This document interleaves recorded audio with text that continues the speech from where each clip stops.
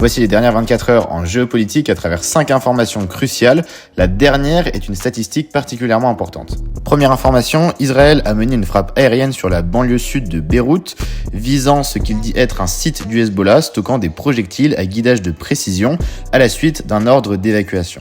Les responsables libanais ont de leur côté condamné l'attaque et exhorté les États-Unis et la France d'intervenir. Seconde information, le ministre brésilien des Finances, Fernando Haddad, a déclaré que le soutien à l'accord de libre-échange UE-Mercosur, conclu en décembre après 25 ans de négociations, est en hausse.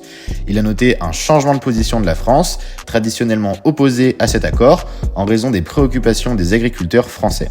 L'accord attend encore sa ratification par les États membres. Troisième information, la situation entre l'Inde et le Pakistan s'est fortement détériorée après l'attentat qui a fait 26 morts en Inde. L'Inde accuse le groupe TRF basé au Pakistan d'être responsable de cette attaque.